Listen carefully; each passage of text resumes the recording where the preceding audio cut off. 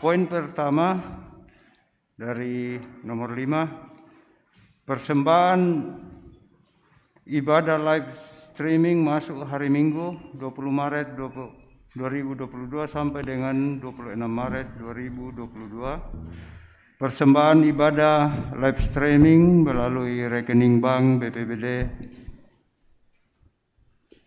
Sulselbar cabang Rantepao tanggal 20 Maret 2022 sampai tanggal 21 Maret 2022 sebesar 1.161.000. Yang kedua, pada poin nomor 10 dari warta yang kita pegang masing-masing, kegiatan dan pelayanan usia indah Jemaat Rantepao, kebaktian lansia Jemaat Rantepao dilaksanakan hari Senin 28 Maret 2022 pukul 9.30 sampai 10.30 WITA.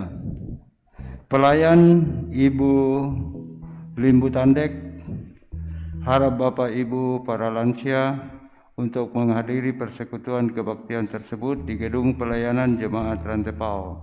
Tuhan memberkati. Yang ketiga pada poin nomor 13, berita Badan Pekerja Klasis Rantepao. Selamat mensyukuri hari ulang tahun Gereja Toraja ke-75 tahun. Sebagai salah satu ungkapan syukur kita melaksanakan mission trip atau kunjungan PI yang akan kita laksanakan ke Klasis Parandangan sebagai klasis mitra kita, maka kami menyampaikan beberapa hal sehubungan dengan perkunjungan tersebut. 1. Kunjungan PI yang akan dilaksanakan pada hari Kamis 31 Maret 2022 jam 8 pagi.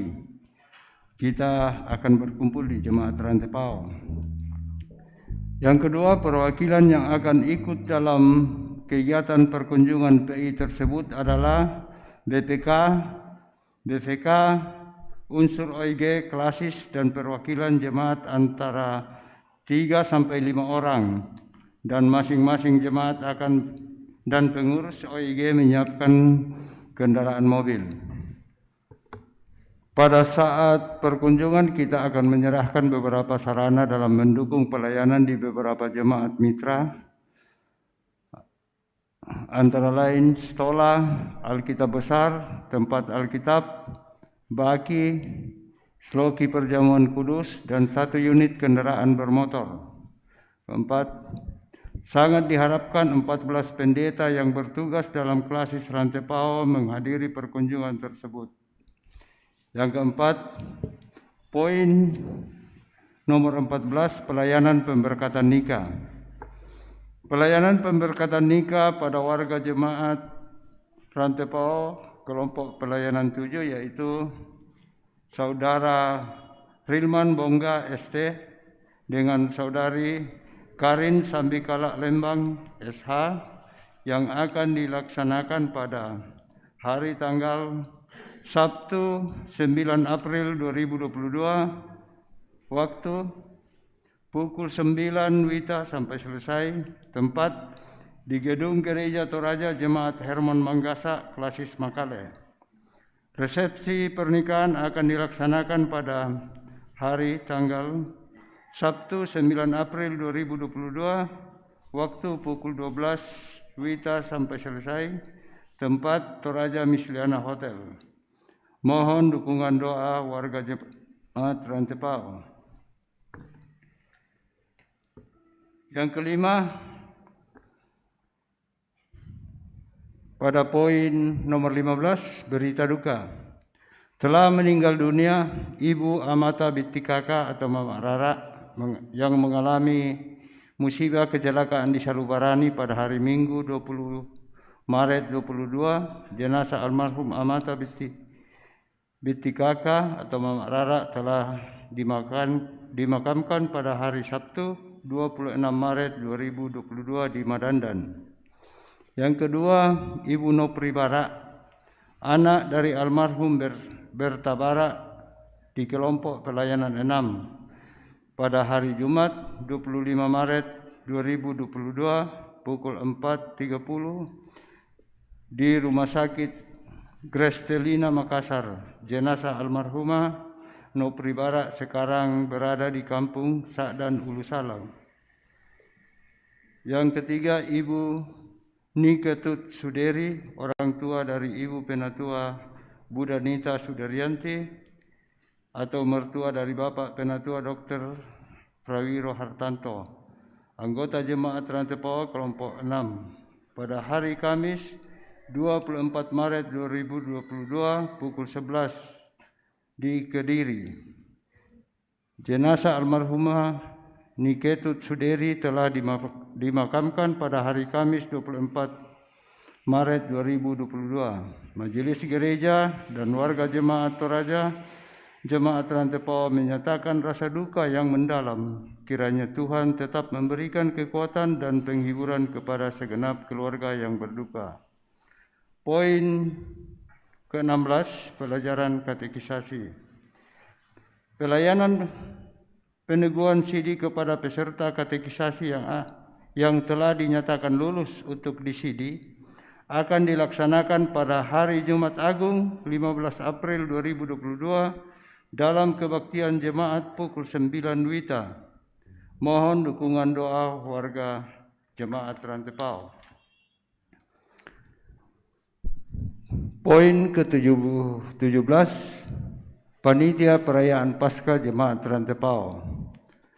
Dalam rangka perayaan Paskah Jemaat Rantepao, maka Panitia Perayaan Paskah menghimbau kepada warga Jemaat Rantepao untuk 1. Memasang simbol-simbol Paskah di rumah atau halaman rumah masing-masing. Bagi warga Jemaat Rantepao yang membutuhkan simbol-simbol Paskah, silakan menghubungi Panitia Paskah atau kantor Jemaat Rantepao. Bagi Bapak Ibu, saudara-saudari yang rindu bersyukur atas anugerah keselamatan Kristus, silakan menyatakan melalui aksi usaha dana yang akan diadakan basar murah, kue-kue, minuman, lauk pauk, dan sayur masak di setiap jam ibadah mulai hari Minggu 27 Maret 2022. Terima kasih, Tuhan memberkati. Poin ke-18, jadwal kegiatan Paskah Jemaat Rantepao dapat kita baca di warta jemaat yang kita pegang masing-masing.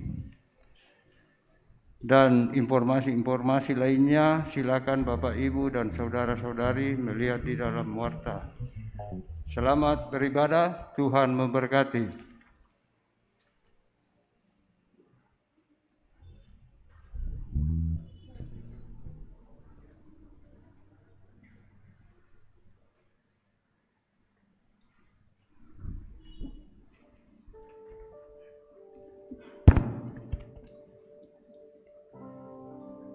Jemaat yang dikasihi Tuhan, salam sejahtera bagi kita semua. Hari ini kita merayakan dan menghayati Prapaskah keempat dan penutupan Pekan Pekabaran Injil. Semoga kita semua semakin menghidupi kasih Allah yang dinyatakan terus-menerus dalam kehidupan kita. Penuh kasih seperti Bapa. Itulah tema yang akan menuntun kita dalam persekutuan saat ini. Jemaat Tuhan, mari bangkit berdiri. Kita mengangkat pujian, haleluya, pujilah.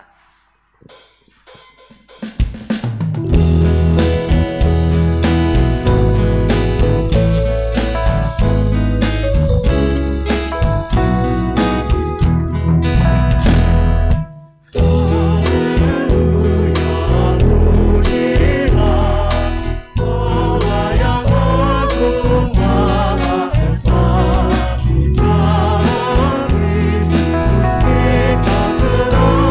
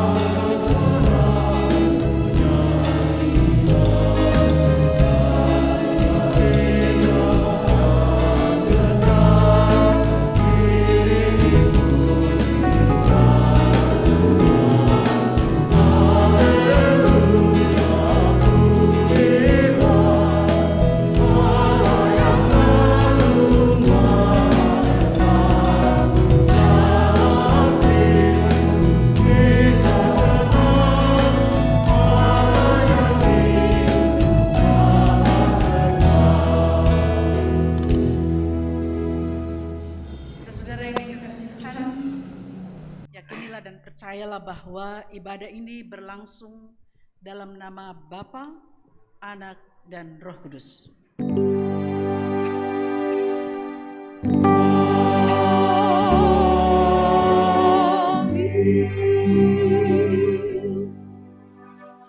Kasih karunia dan damai sejahtera dari Allah Bapa kita, dari Yesus Kristus, dan dari Roh Kudus menyertai saudara-saudara. Dan menyertaimu juga.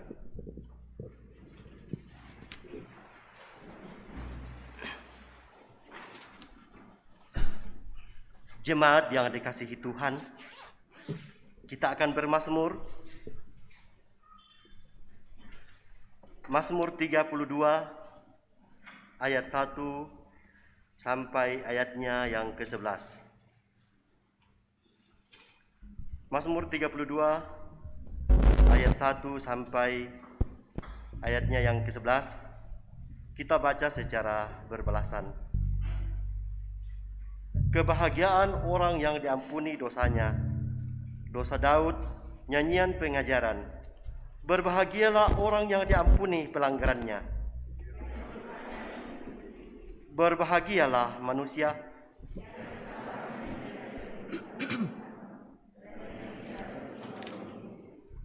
selama aku berdiam diri, tulang-tulangku menjadi lesu. Karena aku mengeluh sepanjang hari. Sebab siang malam tanganku menekan aku dengan berat. Sungguh jadi kering seperti teriknya musim panas. Dosaku kuberitakan kepadamu. Dan kesalahanmu tidaklah kusembunyikan. Aku berkata, aku akan mengaku kepada Tuhan pelanggaran-pelanggaranku. Dan engkau mengampuni kesalahan karena dosa. Sebab itu, hendaklah setiap orang saleh berdoa kepadamu. Selagi engkau dapat ditemui. Sesungguhnya pada waktu banjir besar terjadi, Itu tidak melandanya. Engkaulah persembunyian bagiku. Terhadap kesesakan engkau menjaga aku. Engkau mengelilingi aku sehingga aku dan musuh. Aku hendak mengajar dan menunjukkan kepadamu Jalan yang harus kau tempuh. Aku hendak bereaksi. Mataku tertuju kepadamu. Janganlah seperti kuda atau bagal yang tidak berakal, Yang kegarangannya harus dikendalikan dengan tali les dan kekang. Kalau tidak, ia tidak akan mendekati engkau. banyak kesakitan diderita orang fasik, Tapi orang percaya kepada Tuhan dikelilinginya dengan kasih setia. bersukacitalah dalam Tuhan. Bersorak-soraklah hai orang-orang benar. Bersorak-sorailah hai orang-orang jujur. Karya terbesar.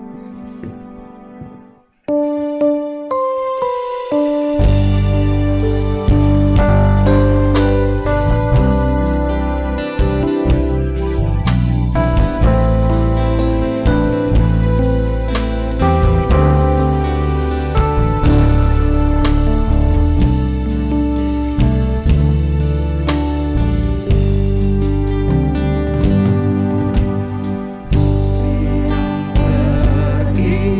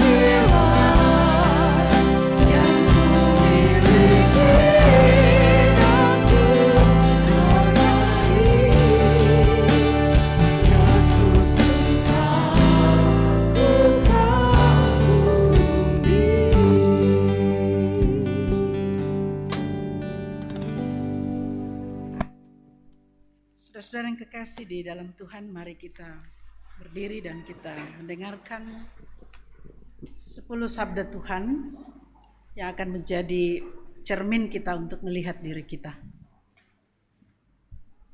Lalu Allah mengucapkan segala firman ini, Akulah Tuhan Allahmu yang membawa engkau keluar dari tanah Mesir, dari tempat perbudakan. Jangan ada padamu Allah lain di hadapanku. Jangan membuat bagimu patung yang menyerupai apapun yang ada di langit di atas, atau yang ada di bumi di bawah, atau yang ada di dalam air di bawah bumi. Jangan sujud menyembah kepadanya atau beribadah kepadanya, sebab aku adalah Allah yang cemburu, yang membalaskan kesalahan bapa kepada anak-anaknya, kepada keturunan yang ketiga dan keempat dari orang-orang yang membenci aku. Tetapi aku menunjukkan kasih setia kepada beribu-ribu orang, yaitu mereka yang mengasihi aku dan yang berpegang pada perintah-perintahku. Jangan menyebut nama Tuhan Allahmu dengan sembarangan, sebab Tuhan akan memandang bersalah orang yang menyebut namanya dengan sembarangan. Ingatlah dan kuduskanlah hari Sabat. 6 hari lamanya engkau akan bekerja dan melakukan segala pekerjaanmu. Tetapi hari ke-7 adalah hari Sabat Tuhan Allahmu. Maka jangan melakukan sesuatu pekerjaan. Engkau atau anakmu laki-laki, atau anakmu perempuan, atau hambamu laki-laki, atau hambamu perempuan, atau hewanmu ya, atau orang asing yang ada di tempat kediamanmu. Sebab 6 hari lamanya Tuhan menjadikan langit dan bumi, laut dan segala isinya, dan ia berhenti pada hari ke-7. Itulah sebabnya Tuhan memberkati hari Sabat dan menguduskannya. Hormatilah ayahmu dan ibumu supaya lanjut umurmu di tanah yang diberikan Tuhan Allahmu kepadamu. Jangan membunuh. Jangan berzina. Jangan mencuri. Jangan mengucapkan saksi dusta tentang sesamamu. Jangan mengingini rumah sesamamu, jangan mengingini istrinya, atau hambanya laki-laki, atau hambanya perempuan, atau lembunya, atau keledainya, atau apapun yang dipunyai sesamamu. Demikian firman Tuhan. Amin. Selamat bahagia orang yang benar.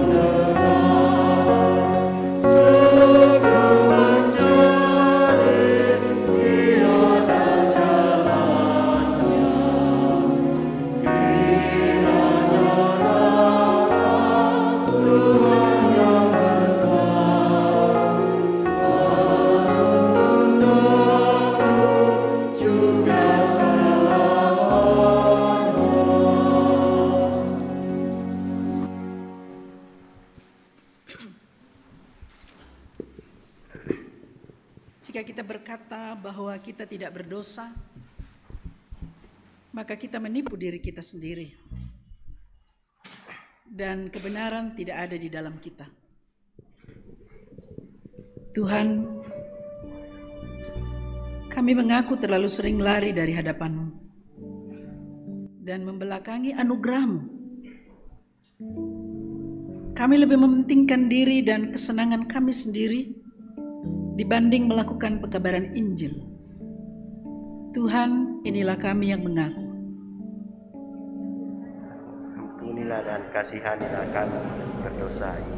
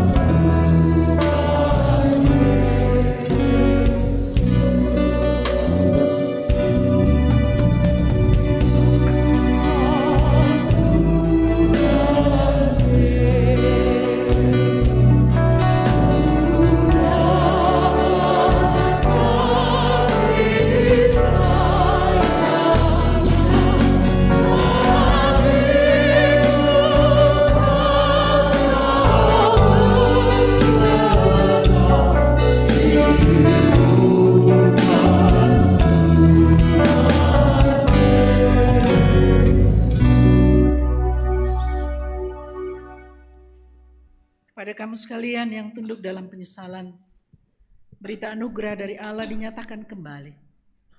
Tuhan adalah penyayang dan pengasih, panjang sabar dan berlimpah kasih setia. Tidak selalu Ia menuntut dan tidak untuk selama-lamanya Ia mendendam. Tidak dilakukannya kepada kita setimpal dengan dosa kita, dan tidak dibalasnya kepada kita setimpal dengan kesalahan kita. Tetapi setinggi langit di atas bumi, demikian besarnya kasih setianya atas orang-orang yang takut akan Dia. Sejauh timur dari barat, demikian dijauhkannya daripada kita pelanggaran kita. Seperti Bapa sayang kepada anak-anaknya, demikian Tuhan sayang kepada orang yang takut akan Dia. Amin.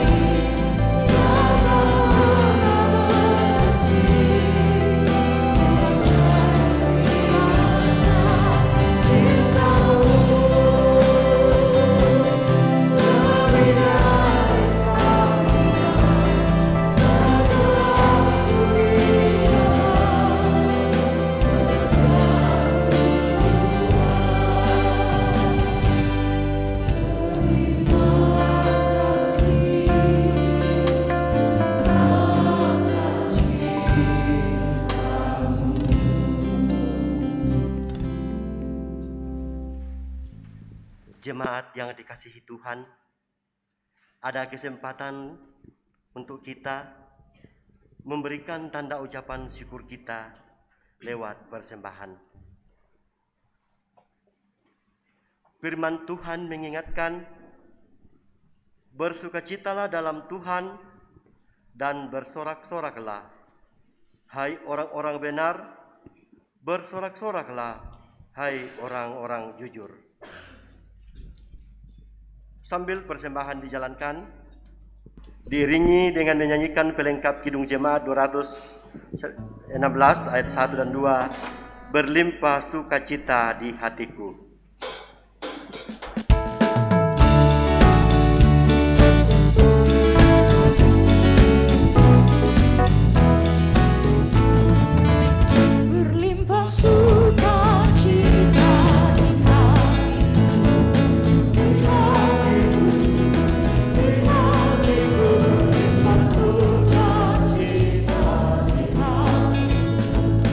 Tetapi hatiku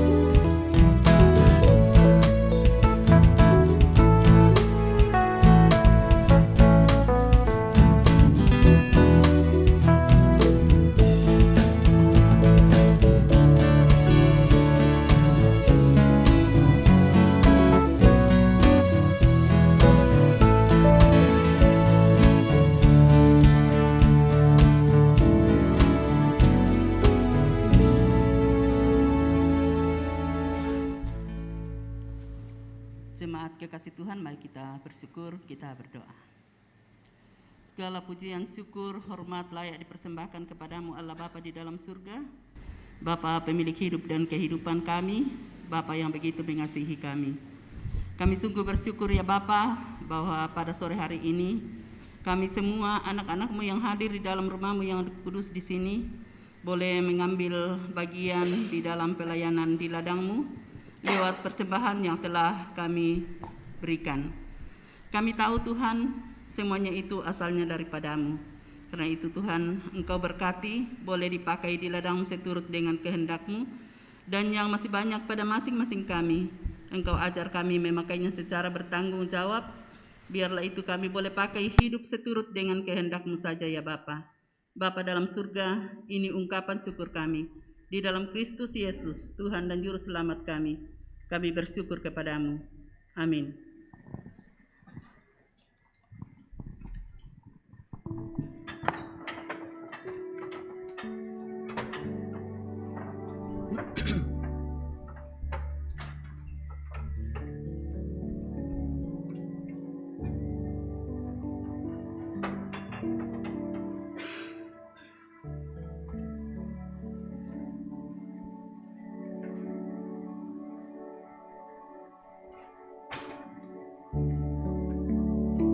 Kidung pujian, Bapa Engkau sungguh baik.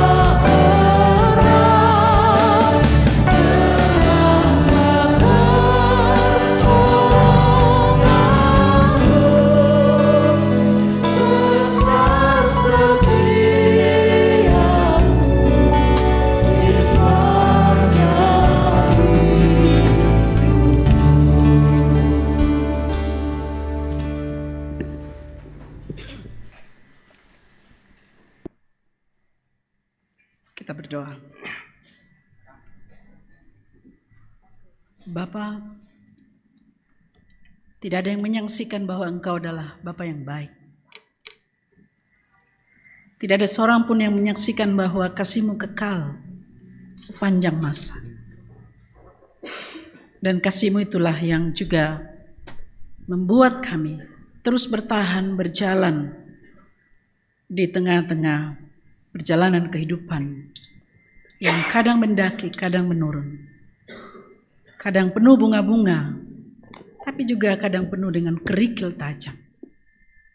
Namun satu hal yang kami yakini bahwa dalam seluruh perjalanan itu, kasih Allah tidak pernah jauh dari kami. Terima kasih Tuhan untuk bukan saja demonstrasi kasih-Mu, tetapi apa yang kami alami. Dan kami memuji dan mengagungkan nama-Mu atas kasih yang tidak terbatas itu. Pada hari ini Tuhan, dalam terus menghayati respon kasih Allah kepada kami, dalam terus menjadi perpanjangan tangan Allah menyatakan kasih-Mu itu, kami rindu untuk mendengarkan kebenaran firman-Mu. Juga kebenaran firman-Mu yang akan mengajarkan kepada kami kasih Bapa yang tidak terbatas itu. Kami mohon Tuhan, sertai kami yang akan membaca firman ini. Juga hamba-Mu yang akan merenungkan kebenaran firman-Mu ini. Siapakah hamba yang Tuhan perkenankan untuk menyatakan kebenaran melalui firman ini? Hamba adalah orang yang terbatas, orang yang penuh dengan kelemahan, bahkan dosa.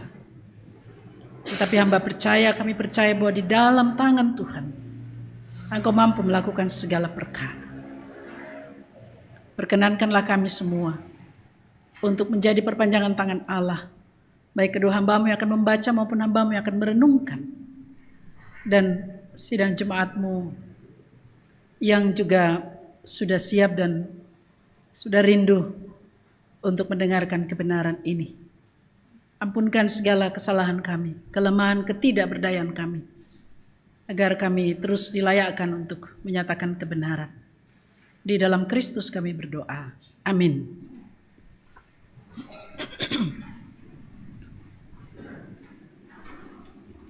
Firman Tuhan dari kitab Yosua pasal yang kelima, ayatnya yang pertama sampai ayatnya yang ke-12 demikian. Penyunatan dan hari raya Paskah di Gilgal. Ketika semua raja orang Amori di sebelah barat sungai Yordan dan semua raja orang Kanaan di tepi laut mendengar bahwa Tuhan telah mengeringkan air sungai Yordan di depan orang Israel sampai mereka dapat menyeberang, tawarlah hati mereka dan hilanglah semangat mereka menghadapi orang Israel itu. Pada waktu itu berfirmanlah Tuhan kepada Yosua, buatlah pisau dari batu dan sunatlah bagi orang Israel itu untuk kedua kalinya. Lalu Yosua membuat pisau dari batu dan disunatnyalah orang Israel itu di bukit kulit katan. Inilah sebabnya Yosua menyunat mereka, semua orang yang keluar dari Mesir, yakni yang laki-laki, semua prajurit telah mati di padang gurun di tengah jalan setelah mereka keluar dari Mesir. Sebab semua orang yang keluar dari Mesir itu telah bersunat, tetapi semua orang yang lahir di padang gurun dalam perjalanan sejak keluar dari Mesir belum disunat. Sebab 40 tahun lamanya orang Israel itu berjalan melalui padang gurun sampai habis mati di seluruh bangsa itu, yakni prajurit yang keluar dari Mesir, yang tidak mendengarkan firman Tuhan. Kepada mereka itu Tuhan telah bersumpah bahwa Ia tidak akan mengizinkan mereka melihat negeri yang dijanjikan Tuhan dengan bersumpah kepada nenek moyang mereka akan memberikannya kepada kita, suatu negeri yang berlimpah-limpah susu dan madunya. Tetapi anak-anak mereka yang telah dijadikannya ganti mereka itulah yang disunat Yosua, sebab mereka belum disunat, karena mereka tidak disunat dalam perjalanan. Setelah seluruh bangsa itu selesai disunat, maka tinggallah mereka di tempatnya masing-masing di perkemahan itu sampai mereka sembuh. Dan berfirmanlah Tuhan kepada Yosua, hari ini telah kuhapuskan celah Mesir itu daripadamu. Itulah sebabnya nama tempat itu disebut Gilgal sampai sekarang. Sementara berkemah di Gilgal, orang Israel itu merayakan Paskah pada hari yang ke-14 bulan itu, pada waktu petang di daratan Yeriko. Lalu pada hari sesudah Paskah, mereka makan negeri itu, yakni roti yang tidak beragi dan berti gandum pada hari itu juga. Lalu berhentilah manna itu pada keesokan harinya setelah mereka makan hasil negeri itu. Jadi orang Israel tidak beroleh manna lagi, tetapi dalam tahun itu mereka makan yang dihasilkan tanah Kanaan. Amin, firman Tuhan.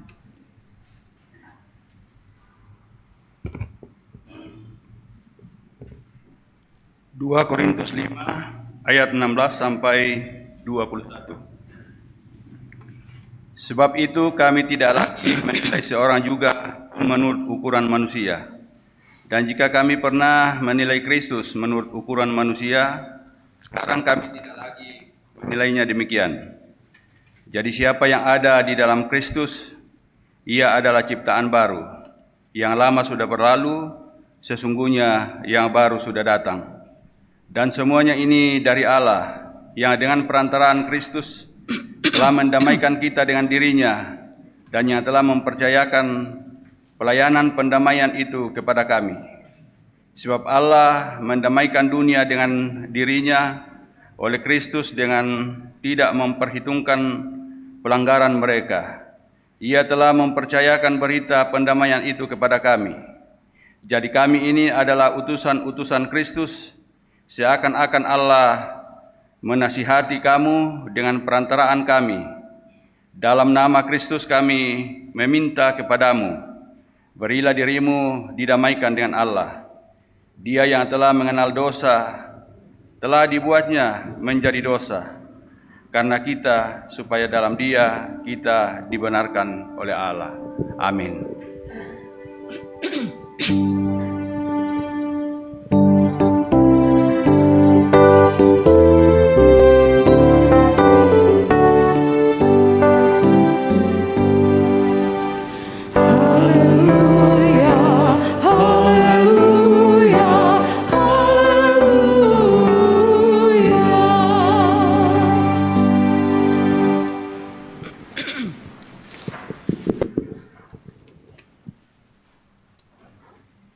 Lukas pasal 15 ayat 11 sampai 32, perumpamaan tentang anak yang hilang. Lukas pasal 15 ayat 11 sampai 32. Yesus berkata lagi, ada seorang mempunyai 2 anak laki-laki. Kata yang bungsu kepada ayahnya, "Bapa, berikanlah kepadaku bagian harta milik kita yang menjadi hakku." Lalu ayahnya membagi-bagikan harta kekayaan itu di antara mereka. Beberapa hari kemudian anak bungsu itu menjual seluruh bagiannya itu lalu pergi ke negeri yang jauh. Di sana ia memboroskan harta miliknya dengan hidup berfoya-foya. Setelah dihabiskannya semuanya, timbullah bencana kelaparan di dalam negeri itu dan ia pun mulai melarat. Lalu ia pergi dan bekerja pada seorang majikan di negeri itu. Orang itu menyuruhnya ke ladang untuk menjaga babinya. Lalu ia mengisi perutnya dengan ampas yang menjadi makanan babi itu, tetapi tidak seorang pun yang memberikannya kepadanya. Lalu ia menyadari keadaannya, katanya, "Betapa banyaknya orang upahan Bapakku yang berlimpah-limpah makanannya, tetapi aku di sini mati kelaparan. Aku akan bangkit dan pergi kepada Bapakku dan berkata kepadanya, Bapa, aku telah berdosa kepada sorga dan terhadap Bapa. Aku tidak layak lagi disebutkan anak Bapa. Jadikanlah aku sebagai salah seorang upahan Bapa." Maka bangkitlah ia dan pergi kepada bapaknya, dan ketika ia masih jauh, ayahnya telah melihatnya, lalu tergeraklah hatinya oleh belas kasihan. Ayahnya itu berlari mendapatkan dia, lalu merangkul dan mencium dia. Kata anak itu kepadanya, "Bapa, aku telah berdosa terhadap surga dan terhadap Bapa.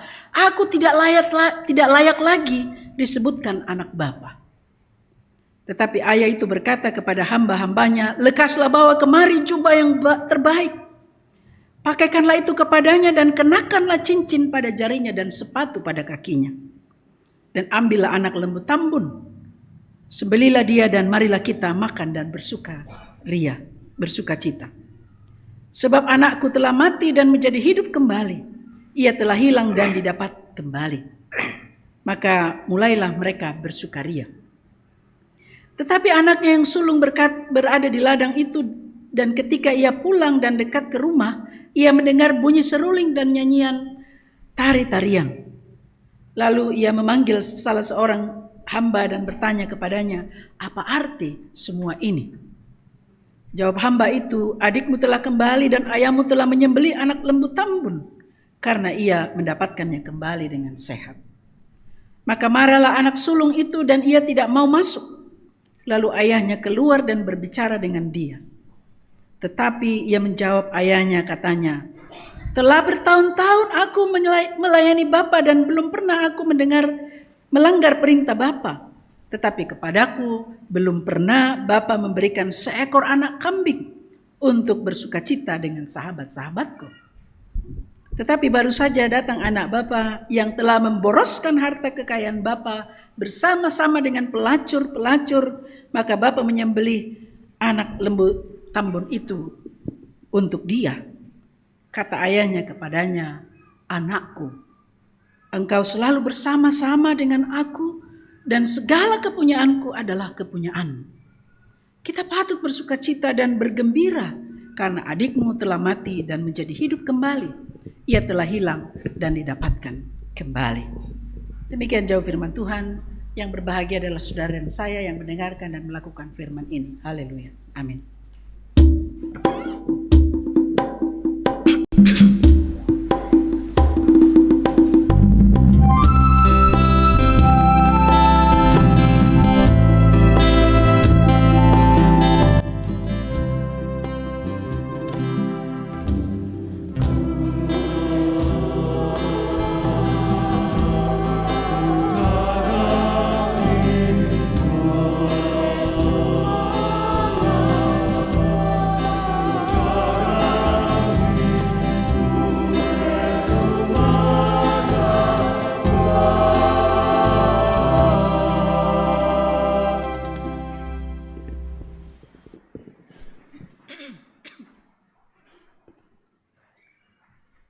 Selamat malam Ibu Bapak Saudara-saudara yang kekasih di dalam Tuhan. Tema kita penuh kasih seperti Bapa. Masukan Susi Ambe. Dan ini dalam rangka penutupan Pekan PI dan HUT Gereja Toraja yang ke-75, juga masuk Prapaskah yang ke-4. Nah, Ibu Bapak Saudara-saudara, bagaimana menghayati kasih Bapa dalam kehidupan kita? 4 bacaan ini pada minggu ini semua dalam bingkai bahwa Allah mengasihi kita dan Allah berkorban untuk kita. Mulai dari bacaan pertama sampai bacaan ke-4. Dan secara khusus bacaan kita ini berada dalam satu bingkai tema yang sama. Di 2 perikop sebelumnya diceritakan tentang domba yang hilang, lalu dirham yang hilang, lalu bacaan kita adalah domba yang hilang.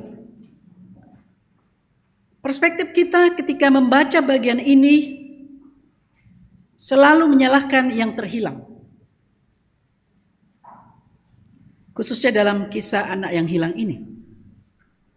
Kita atau gereja sering menempatkan diri pada posisi anak sulung. Ya. Anak yang tampak baik, ya. Taat, rajin, bekerja, tidak pernah melawan, ya. Dia mengikuti semua aturan-aturan yang ada. Dan kita sering menempatkan orang lain pada posisi anak bungsu. Jadi kita selalu melihat orang lain pada posisi anak bungsu yang dituduh materialistis, hedon, ya, egois, suka dunia gemerlap, dugem, ya, berdosa, pendosa, ya, tidak bermoral, selalu melawan, tidak taat, dan lain sebagainya. Tapi pertanyaannya, saudara-saudara, siapakah sebenarnya yang hilang dalam pembacaan kita ini? Perspektif kita sekali lagi selalu melihat anak bungsu ini sebagai anak yang terhilang. Dan Lukas menggambarkannya secara alegoris. Tetapi sesungguhnya si sulung juga ini terhilang. Nah, bagaimana dia terhilang tidak diceritakan secara gamblang oleh Lukas.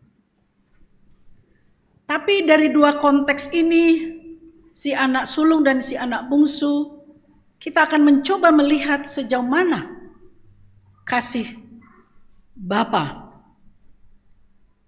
yang luar biasa itu. Saya akan mencoba menguraikan bagian firman Tuhan ini secara naratif atau secara narasi, secara cerita. Dan kita langsung mulai pada ayat yang ke-12, ya. Ada sebuah permintaan yang aneh. Saya sebut permintaan yang extraordinary. Jadi anak ini meminta harta warisan kepada bapaknya. Di ayat yang ke-30, ayat yang ke-12. Bapa, berikanlah kepadaku bagian harta milik kita yang menjadi hak saya. Di zaman di mana penulisan ini kitab ini ditulis, ya, meminta harta kepada ayah, meminta warisan kepada ayah adalah sesuatu yang tidak wajar, tidak sopan. Karena harta warisan itu selalu dibagi ketika ayah atau orang tuanya meninggal. Dan ini sangat tidak sopan. Tapi apa yang dikatakan Lukas? Lukas mengatakan di sini, lalu ayahnya membagi-bagikan harta kekayaan itu di antara mereka. Ayahnya tidak berdebat, ayahnya tidak menyalahkan, dan sepotong kata kalimat pun tidak disampaikan ayahnya di sini oleh Lukas. Dia tidak mengatakan, oh sabar apa kau anak natu siapa. Nah lamu apa rina inde banua teh tak emu kekurangan. Tapi ayah itu langsung membagi-bagikan harta kekayaan itu di antara mereka. Artinya si sulung juga dapat dong. Jadi menarik saudara-saudara bahwa meskipun itu tidak sopan, meskipun itu tidak layak, si ayah ini, ya, yang penuh kasih ini, tidak terlalu banyak berbincang, dia langsung memberikan apa yang diminta anaknya itu. Nah, singkat cerita, ibu bapak saudara-saudara, anak ini mendapat warisan, dia menjualnya lalu dia pergi, dia hidup berfoya-foya, dan sampai suatu ketika hartanya habis ludes, tidak ada yang tersisa. Anak bungsu ini tiba pada titik nol. Tidak ada apa-apa. Empty. Kosong. Hampa. Tak mau apa-apa.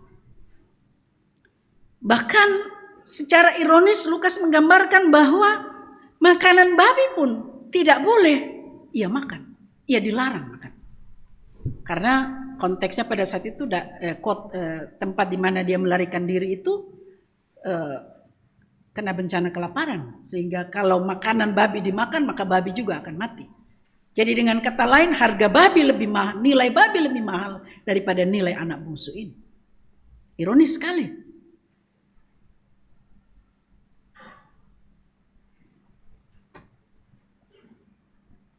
Anak bungsu sekali lagi berada pada titik nol atau kesulitan yang tidak ada ujungnya.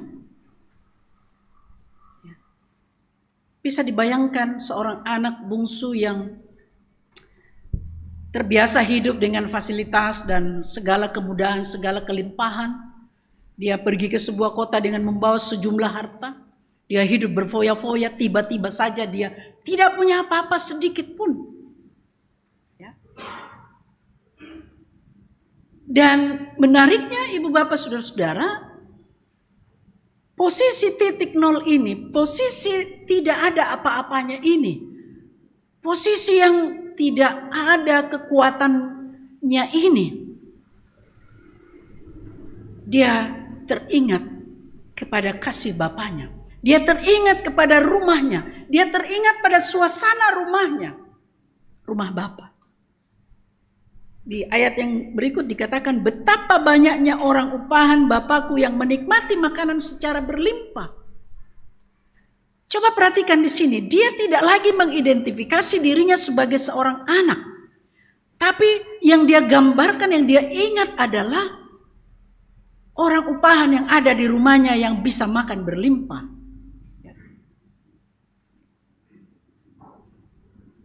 Pada titik nol ini si bungsu tidak mengingat dirinya sebagai anak lagi, tetapi mengingat betapa pembantu-pembantu ayahnya pun bisa menikmati hidup dengan layak. Sementara saya di sini makan ampas babi pun tidak bisa. Dan itulah yang membuat dia kemudian memutuskan untuk berbalik ke rumah Bapa. Jadi tadi dia meninggalkan rumah Bapa, pergi jauh, dia mengalami kesulitan, dia mengalami masalah, ya. Dia berada pada titik nol, dan pada titik nol dia menyadari dirinya. Dan dia memutuskan untuk berbalik ke rumah Bapa. Aku akan bangkit dan pergi ke Bapakku dan berkata kepadanya, Bapa, aku telah berdosa terhadap surga dan terhadap Bapa. Aku tidak layak lagi disebut anak Bapa. Jadikanlah aku sebagai salah seorang upahan Bapa. Kalau kita hayati lebih jauh kalimat ini adalah pengakuan diri si anak bungsu.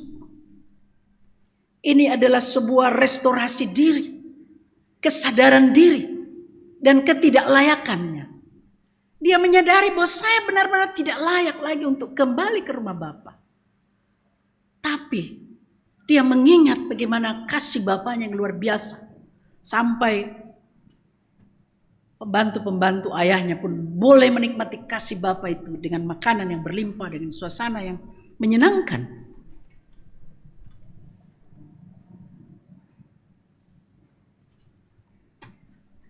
Menarik untuk melihat ayat 14, 15, dan 16 ibu bapak saudara-saudara. Ya. Ada dua kata di ayat 14, setelah dihabiskannya semuanya. Jadi kata setelah. Lalu di ayat 15, 16, 17 ada kata sambung lalu. Lalu. Jadi setelah dia mengalami kesulitan, setelah dia mengalami ketidakberdayaan, setelah dia mengalami masalah, titik nol itu, lalu ia pergi dan bekerja pada seorang majikan. Lalu yang kedua, ia ingin mengisi perutnya tapi tidak bisa, tidak boleh. Tapi lalu yang ketiga, dia menyadari keadaannya. Katanya tadi saya katakan, betapa banyaknya orang upahan di rumah Bapakku dan bisa menikmati hidup dengan baik. Tiga kata lalu ini saudara-saudara bukan sekedar kata sambung. Tapi mau menjelaskan bagaimana proses anak bungsu ini mengalami kesulitan, mengalami titik nol. Lalu dia memutuskan untuk whatever will be, apapun yang terjadi,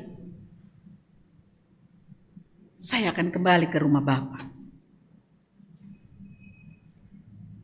Menarik saudara-saudara. Seberapa kita anak muda yang ketika mengalami pergumulan, ketika mengalami titik nol, ya, kita tiba pada lalu yang ketiga. Lalu kita menyadari keadaan kita lalu kembali kepada hadirat Allah. Awal-awal 2020, 2021 kita terhenyak oleh banyaknya kasus, maaf saya sebut, bunuh diri. Dan jauh sebelumnya itu tahun 2000-an ya sampai 2000, ya sepanjang 10 tahun itu kita mengenal Toraja sebagai tempat termudah untuk mendapatkan narkoba. Bahkan saya pernah mendengarkan kalau mau dapat narkoba secara mudah datanglah di Toraja. Nah, yang saya mau tekankan adalah seberapa kita anak muda yang bisa tiba pada lalu yang ketiga. Ya. Lalu kita berbalik ke hadirat Bapa. Yang kemudian banyak terjadi adalah kita mengalami masalah, kita mengalami pergumulan, kita jatuh, kita bangun. Ya. Lalu kita sadar bahwa kita jatuh, kita bangun. Tetapi tidak banyak yang lalu kembali ke rumah Bapa. Yang banyak kita dengar adalah lalu ia mengambil seutas tali. Lalu dia dan seterusnya. Lalu ia mengambil narkoba. Lalu ia terlibat dalam pergaulan bebas.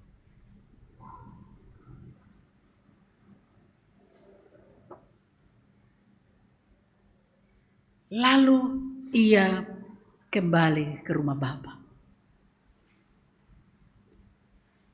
Niat si bungsu jelas. Sebelum dia kembali, dia merencanakan bahwa saya akan kembali, lalu setelah berjumpa dengan ayah saya akan mengatakan saya sudah berdosa kepada surga dan kepada Bapa. Lalu saya akan mengatakan, please, jadikan saja saya sebagai upahan Bapa. Saya tidak layak lagi sebagai seorang anak. Saya sudah menyusahkan Bapa, saya sudah bikin malu Bapa. Saya sudah merepotkan dan sudah menghabiskan harta kekayaan Bapa. Saya tidak layak lagi disebut anak. Saya layaknya disebut upahan, saya layaknya disebut hamba. Lalu pulanglah si bungsu. Di ayat 20 menarik saudara-saudara. Ketika anak itu sudah pulang dan ayat yang ke-20b di situ dikatakan ketika ia masih jauh, ayahnya telah melihatnya. Lalu tergeraklah hatinya oleh belas kasihan. Ayahnya itu berlari mendapatkan dia, lalu merangkul dia dan memeluk dia, mencium dia. Ini sebuah gambaran bagaimana seorang ayah benar-benar punya rasa kasih yang luar biasa. Tentu sebelum pulang, si bungsu ini sudah memikirkan resiko. Dan keputusan untuk pulang itu tentu bukan sebuah keputusan yang mudah. Dia pasti akan berhadapan dengan orang-orang sekampungnya. Dia pasti akan berhadapan dengan kakaknya sendiri. Bahkan dia berpikir mungkin ayah saya juga tidak akan menerima saya. Tapi yang menggerakkan dia pulang adalah segala kasih yang dia alami, yang dia nikmati di rumah bapaknya. Termasuk kasih bapaknya terhadap orang-orang upahannya. Lalu dia pulang. Dan ternyata Lukas menggambarkan secara sempurna kasih seorang bapak ini. Ya. Rupanya sudah lama bapak ini menunggu-nunggu anaknya pulang. Kapan anak saya ini pulang? Mungkin dia nunggu pagi, nunggu siang, nunggu sore di depan rumahnya. Dan pada ayat 20 ini jelas terlihat bahwa ketika ayahnya melihatnya, ayahnya langsung berlari. Kalau ayah sekarang mungkin akan berbalik 180 derajat. Ya, tidak semua, ada juga ayah yang tetap punya perasaan. Tapi kalau ayah sekarang pada umumnya melihat ini, dia katakan, oh, nasio mutin di soano. pura mutu sengku, pura mutu tedongku, pura mutu mangku. Nah, suleo mo iya, ku sampai mati mo. Tapi ternyata Lukas tidak menggambarkannya seperti itu.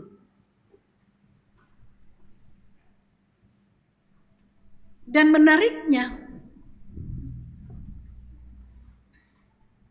ayahnya itu yang berlari ke sana. Ya. Jadi bagaimana Lukas menampilkan ini menjadi sangat luar biasa, Ibu Bapak Saudara-saudara. Ayah itu yang berlari menghampiri anaknya. Karena bisa dibayangkan saudara-saudara, anak ini sudah sekian lama hidup susah, tidak makan. Dan mungkin dia sudah kurus, ringkih, dan jalannya juga mungkin sudah sempoyongan. Dan dengan melihat itu muncullah compassion, muncullah belas kasihnya. Itulah sebabnya dia berlari. Dan singkat kata, skenario yang disusun anak itu, dia mulai katakan, dia pada saat dipeluk oleh ayahnya, dia katakan, "Bapa, aku telah berdosa terhadap sorga dan terhadap Bapa. Aku tidak layak lagi disebut anak Bapa." Menarik bahwa belum dia sebutkan, belum dia ucapkan kalimat yang terakhir yang dia rencanakan dari awal, yaitu jadikanlah aku sebagai hamba. Tapi sang Bapa ini langsung mengatakan, "Hai pelayan, siapkan baju yang baik, siapkan cincin, siapkan sepatu, dan pakaikanlah itu padanya. Dan siapkan lembu jantan, lembu tambun, lembu gemuk, kita potong lalu kita pesta." Luar biasa. Sudah menyusahkan, sudah membuat malu, sudah menghabiskan harta. Tapi ketika dia pulang, dia dipeluk, dia disambut, dan diberikan sepatu, cincin, dan pakaian yang baik, lalu diadakan pesta. Apa yang digambarkan Lukas ini dengan memberi baju, memberi cincin, dan memberi sepatu, sebenarnya adalah sebuah gambaran inisiasi kembali. Anak yang hilang ini, dan anak yang merasa tidak layak lagi menjadi anak ini, dengan dipakaikan baju, dipakaikan cincin, dan dipakaikan sepatu, itu tanda bahwa dia diteguhkan kembali posisinya seperti semula sebagai seorang anak. Dari anak yang durhaka, anak yang membuat malu, anak yang rusak moralnya, dan semua hal yang tidak baik, yang membuat dia tidak layak lagi menjadi seorang bapa. Namun ketika dia pulang, dia disambut oleh ayahnya. Dan sambutan itu adalah sambutan untuk meneguhkan kembali posisi dia sebagai anak. Itulah sebabnya Ibu Bapak Saudara-saudara, ungkapan Bapa ini sebagai Allah yang pengasih adalah sebuah ungkapan yang menunjukkan kasih Allah yang sempurna.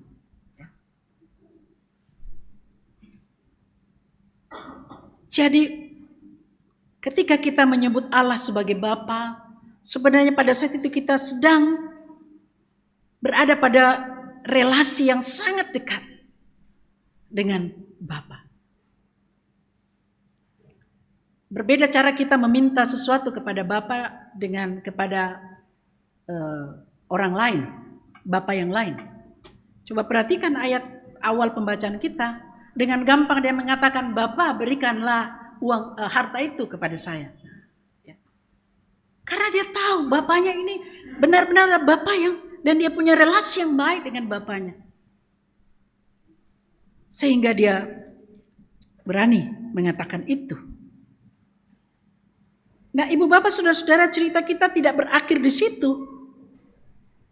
Cerita kita kemudian adalah ketika anak ini, anak bungsu ini diterima kembali dalam rumah Bapa dan diteguhkan kembali posisinya sebagai anak. Maka anak yang sulung itu kembali dari sawah ladang dan mendengarkan, dan dia tahu dari hambanya bahwa adiknya sudah pulang dan bapaknya sedang melakukan pesta. Sebenarnya secara manusiawi siapa yang tidak jengkel, siapa yang tidak dongkol, siapa yang tidak cemburu pada situasi dan kondisi ini. Dan disinilah sebenarnya letak Lukas untuk mengatakan bahwa ternyata anak yang sulung ini adalah juga hilang di hadapan Bapa. Meskipun dia setiap hari bersama-sama dengan Bapa, tapi dia nggak pernah tahu, nggak pernah mengenal Bapanya secara mendalam. Dia protes begini, setiap hari saya bersama-sama dengan Bapa bekerja di ladang, tapi tidak pernah Bapa memberikan kepada saya 1 ekor kambing pun untuk saya potong dan untuk berpesta pora atau berpesta dengan sahabat-sahabat saya. Tapi apa yang Bapanya bilang? Anakku, engkau setiap hari bersama-sama dengan saya. Semua milikku adalah milikmu. Semua hartaku adalah hartamu. Kenapa kamu tidak mengambil itu? Kenapa kamu tidak memotongnya itu untuk kamu nikmati bersama sahabat-sahabatmu? Ternyata anak yang sulung ini betul-betul tidak mengenal ayahnya. Relasi yang tercipta dengan ayahnya ya, ternyata adalah relasi saya kerja dan saya makan di rumah ayahku. Ada relasi timbal balik. Padahal relasi yang diberikan oleh sang Bapa adalah semua ini milikmu. Kilami potong 2, 3, itu milikmu. Tapi si anak sulung ini punya mental yang berbeda. Ya. Nah, jelas bagi kita ibu bapak saudara-saudara, ternyata selain anak bungsu, anak sulung juga ini hilang. Dan akhir cerita ini adalah sukacita. Ayat 32, kita patut bersukacita dan bergembira karena adikmu telah mati dan menjadi hidup kembali. Ia telah hilang dan didapati kembali. Nah, ibu bapak saudara-saudara, ternyata kita juga gereja sering hilang di hadapan Bapa. Kita tidak mengenal Bapa secara dalam. Kita hampir setiap saat melakukan kegiatan-kegiatan gerejawi. Tapi banyak di antara kita tidak mengenal kasih Bapa. Kita hilang di tengah-tengah persekutuan, kita hilang di tengah-tengah hiruk pikuk kegiatan-kegiatan gereja. Kegiatan gerejawi itu tidak salah. Tapi mestinya kegiatan gerejawi itu membuat kita semakin mengenal Bapa. Semakin mengenal Bapa. Oleh sebab itu ibu bapak saudara-saudara, di penutupan Pekan PI Gereja Toraja dan HUT ke-75 Gereja Toraja dan memasuki Prapaskah ini, mari kita merenungkan bahwa terkadang kita tidak sadar kita juga hilang di hadapan Allah. Terkadang kita tidak sadar kita selalu menempatkan diri pada posisi anak sulung. Tampak baik, tampak saleh, tampak taat, ya. Tapi tidak mengenal kasih Bapa yang luar biasa. Bapa tidak lagi mengingat-ingat kesalahan anak bungsu, juga anak sulung. Bapa tidak lagi mengingat-ingat semua kesalahan kita, semua keberdosaan kita. Koyana perhitungan berat ringan, ya, banyak sedikit, kososo mikir, kata selamat. Tapi Bapa yang penuh kasih ini tidak lagi mengingat semua itu. Seandainya bisa saya analogikan anak bungsu ini, bahkan kita semua,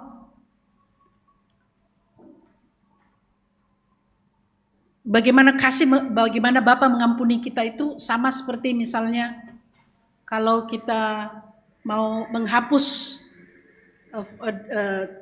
catatan atau tulisan di komputer kita, di laptop kita, kita blok semua yang kita anggap salah, ya, kita blok semua yang kita anggap salah, lalu tinggal nunggu saja kapan kita mau berbalik kepada Bapa, langsung ditekan delete, maka semua catatan-catatan yang salah, semua catatan-catatan yang tidak baik tentang kita itu hilang. Tidak ada lagi. Begitulah Bapa. Sebelum jauh kita meminta ampun, sebelum jauh kita datang kembali kepada Bapa, Dia sudah memblok semua dosa dan kesalahan kita. Lalu tinggal tunggu saatnya Dia menekan satu kali dan terhapuslah semua dosa kita.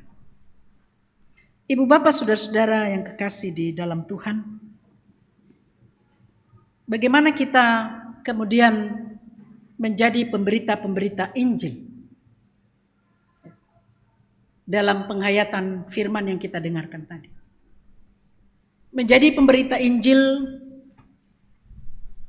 ada bermacam-macam. Menjadi pelanjut dari misi Allah ada bermacam-macam.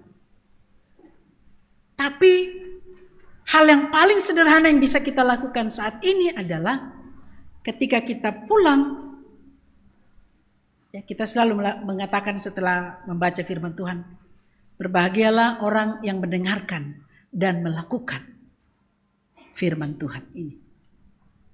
That's all. Hanya itu. Cukup itu. Kalau semua umat setelah mendengarkan firman pulang dan melakukannya, maka suasana kerajaan Allah akan tercipta dengan sendiri. Bahwa ada kegiatan-kegiatan PI, saya dengar tadi warta jemaat kita ke mana? Parandangan. Kita ke mana? Iya benar. Tapi tugas yang paling penting dari gereja saat ini adalah mencari yang terhilang. Ada berapa banyak orang yang terhilang di sekitar gereja? Bahkan ada berapa banyak orang yang terhilang di dalam persekutuan kita di dalam gereja ini? Mari kita saling mencari. Mari kita saling meneguhkan. Saya tertarik, saya menikmati sekali khotbahnya Pak Sekum kemarin waktu kita merayakan 75 tahun Gereja Toraja di depan.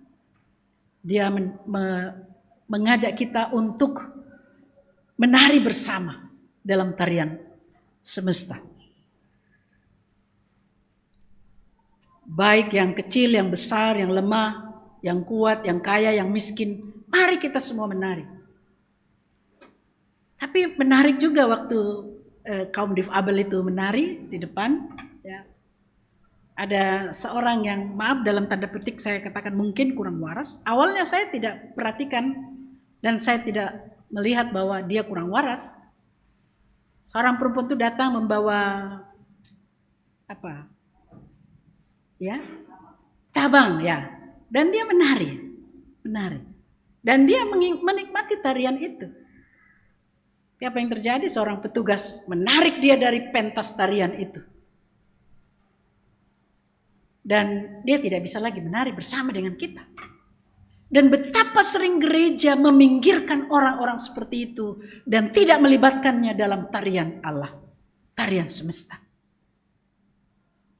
Mengganggu pemandangan ini. Tapi bukan KPI, pekabaran Injil, misi gereja adalah mengajak semua orang, mari kita terlibat dalam tarian ilahi. Sekali lagi mari kita merenungkan seberapa sering kita meminggirkan orang-orang yang kita anggap tidak layak ikut menari. Mungkin karena penampilannya, mungkin karena latar belakangnya. Tapi apapun itu, dia yang menari kemarin itu juga punya kerinduan untuk menari. Meskipun dia tidak sadar, tapi Allah Maha tahu bahwa dia juga ingin memuji Allah. Mari Ibu Bapak Saudara-saudara, dalam 75 tahun Gereja Toraja, kita sungguh bersyukur. Kita sudah memiliki banyak sekali berkat warisan. Kita punya pindan, kita punya bank, ya. Kita punya ratusan ribu warga jemaat. Kita punya 11.000 jemaat. Ya. Pertanyaannya adalah, sudah kita kenalkah kasih Allah, kasih Bapa? Dan bagaimana kita mendemonstrasikan kasih Allah itu sebagai respon kita? Jadi P itu, pekabaran Injil itu adalah respon kita atas kasih Allah. Bukan tanggung jawab, tapi respon kasih. Allah sudah menyelamatkan saya, maka saya wajib dan berhak untuk menjadi perpanjangan tangan Allah, menyatakan firman kebenaran, kasih Allah yang melampaui segala akal dan pikiran itu. Di dalam diri kita sendiri, di dalam keluarga, dan tentu di dalam persekutuan. Saudara dan saya adalah anak sulung dan anak bungsu yang sama-sama terhilang, sama-sama pendosa, sama-sama kadang tidak mengenal betapa dalamnya, betapa tingginya, betapa lebarnya kasih Allah, sehingga kita terbiasa merajuk kepada Allah. Sekali lagi mari Ibu Bapak Saudara-saudara kita bersama-sama dalam pentas menjadikan dunia ini sebagai Gloria Theatron Dei, panggung kemuliaan Allah. Setiap peran kita adalah peran yang memperlihatkan tarian Allah, sehingga dunia ini menggambarkan kemuliaan Allah. Terpujilah Tuhan. Amin.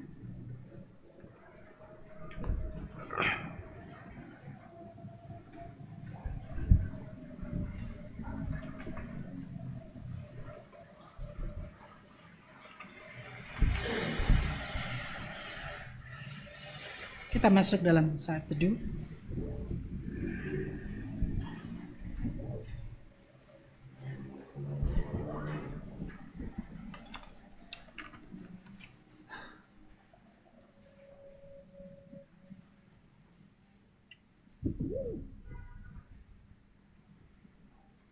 Tuhan,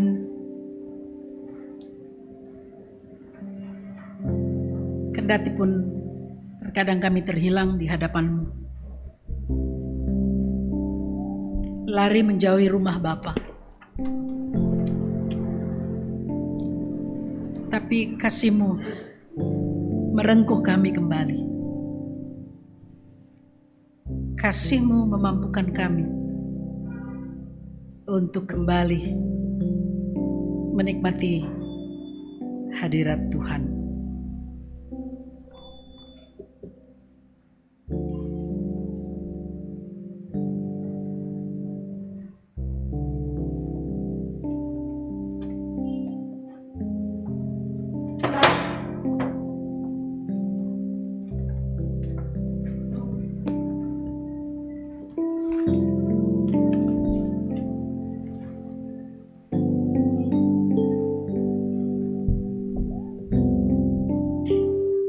Jemaat yang dikasihi Tuhan, baik kita bangkit berdiri.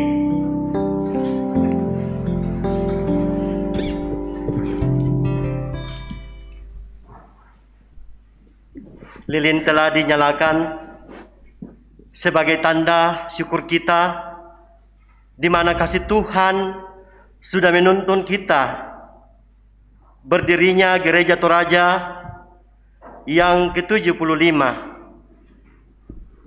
Olehnya itu, kita bersyukur kepada Tuhan atas segala anugerahnya, atas segala kasih-Nya, sehingga pada malam ini kita boleh merayakan hari ulang tahun Gereja Toraja yang ke-75.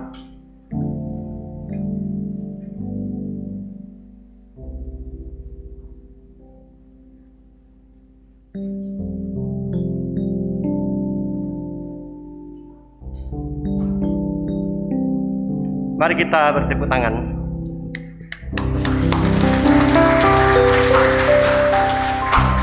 Kita akan menyanyi dengan menyanyikan himne Gereja Toraja.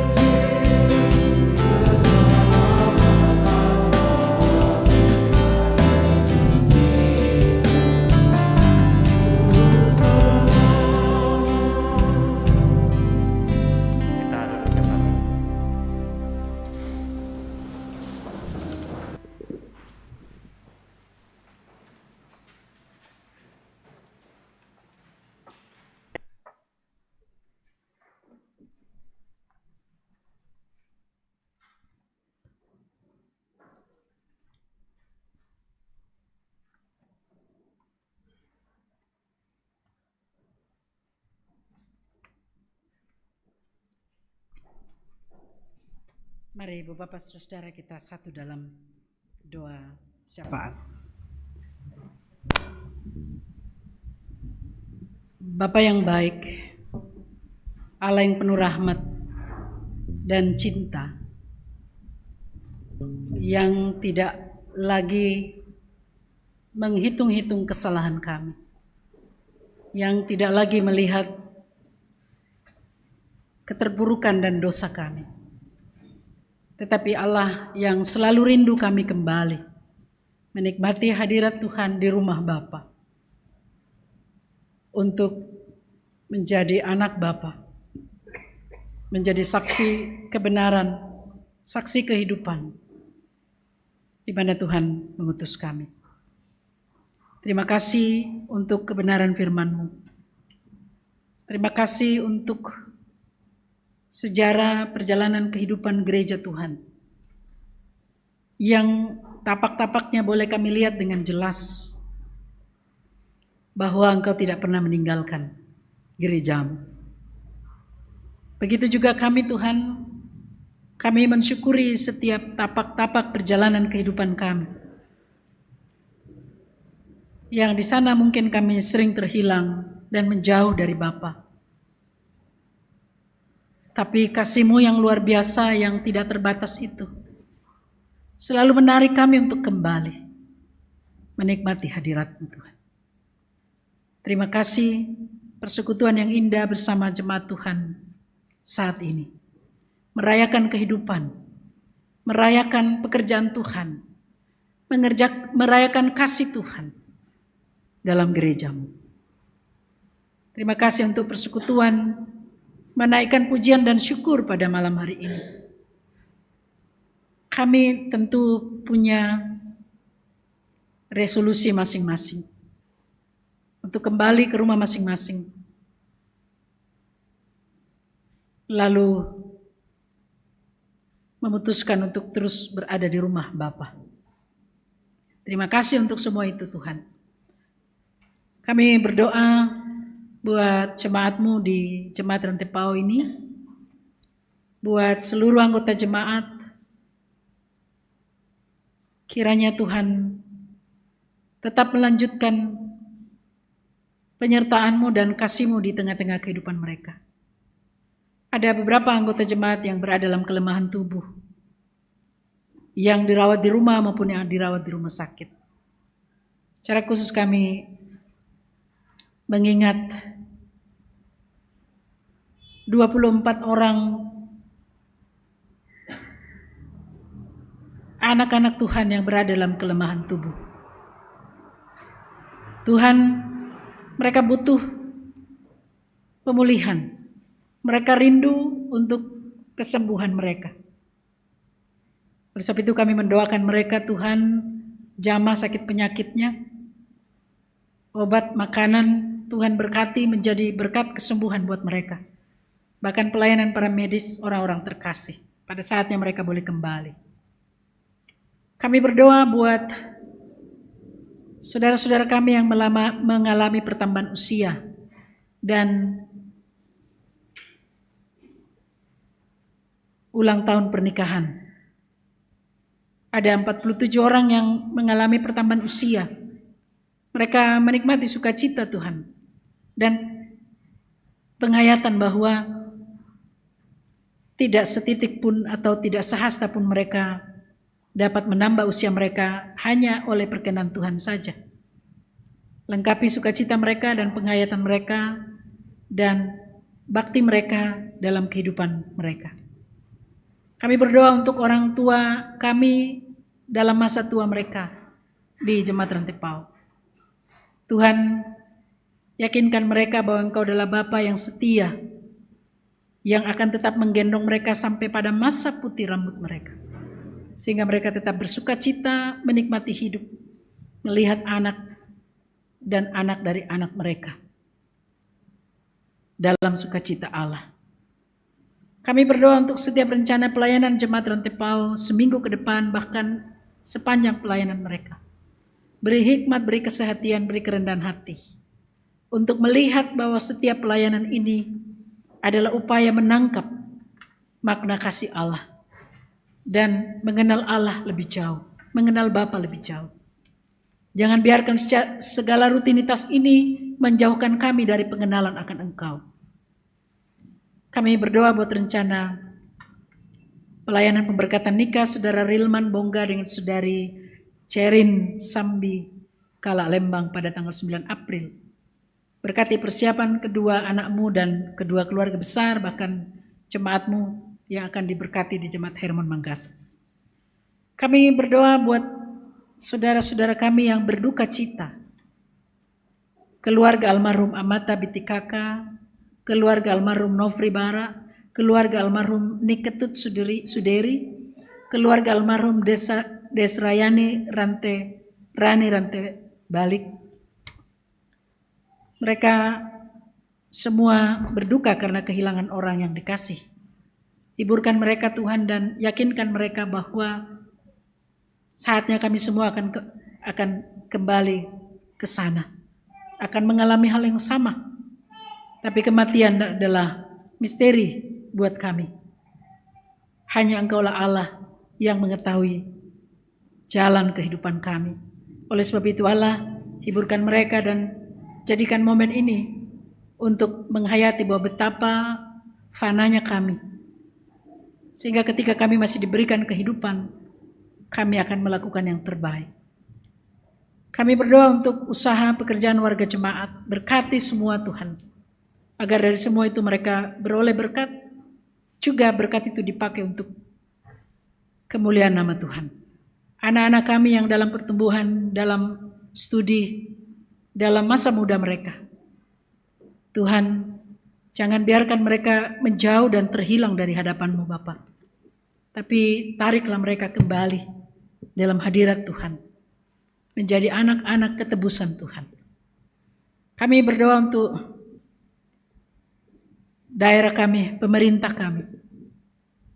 Dari Toraja Utara sampai ke pusat. Tuhan, Engkau hadir bersama dengan pemerintah kami untuk menghadirkan shalom dan damai.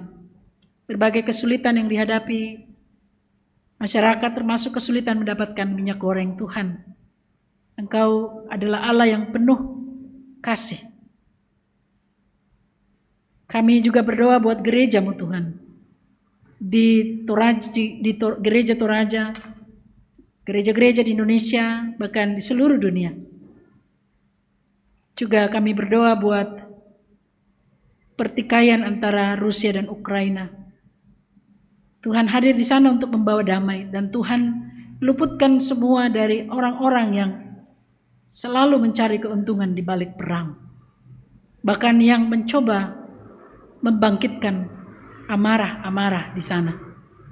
Hadirlah Tuhan sebagai Allah yang penuh kasih, datang melumerkan segala kemarahan, kesombongan mereka. Tolonglah dan bantulah orang-orang yang mengalami penderitaan karena perang itu. Anak-anak, perempuan, dan semua orang yang tidak berdaya. Pakai badan-badan dunia, gereja, bahkan kami semua. Menurut rahmat dan berkat Tuhan pada kami masing-masing. Terima kasih Bapa. Kami akan kembali ke rumah masing-masing dan akan memulai esok dengan hari baru. Tuhan, kami mohon berkat-Mu. Urapi kami dan kuduskan kami, mampukan kami untuk menjalani hari-hari ke depan dalam segala keterbatasan kami. Dengarkan doa kami Bapa. Sambutlah kami. Di dalam nama Anak-Mu, Yesus Kristus. Itulah Tuhan yang mengajar kami berdoa bersama-sama. Bapa kami yang di surga, dikuduskanlah nama-Mu. Datanglah kerajaan. Jadilah kehendak-Mu di bumi seperti di surga. Berikanlah kami pada hari ini makanan kami yang cukup. Dan ampunilah kami akan kesalahan kami, seperti kami juga mengampuni orang yang bersalah. Dan janganlah membawa kami ke dalam pencobaan, tapi lepaskan kami daripada yang jahat. Karena Engkau yang punya kerajaan dan kuasa dan kemuliaan sampai selama-lamanya. Amin.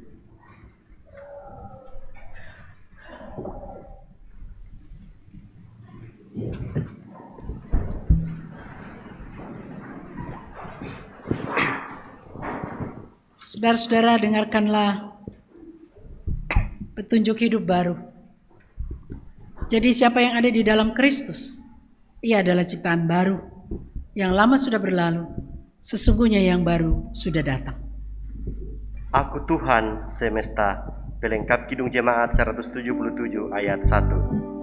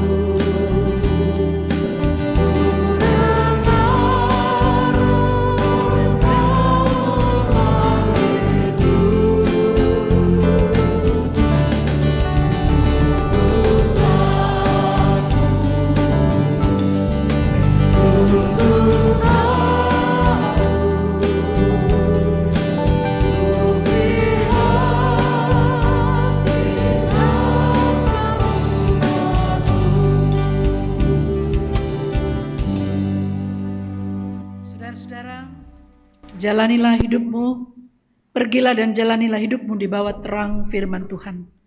Dan beritakanlah Injil kemanapun dan dimanapun engkau pergi. Ya Tuhan, inilah kami, utuslah kami. Arahkan hatimu kepada Tuhan dan terimalah berkat-Nya. Tuhan memberkati engkau dan melindungi engkau. Tuhan menyinari engkau dengan wajah-Nya dan memberi engkau kasih karunia. Tuhan menghadapkan wajah-Nya kepadamu dan memberi engkau damai sejahtera. Amin. Sebagai nyanyian syukur, kita akan mengangkat lagu Mars Gereja Toraja.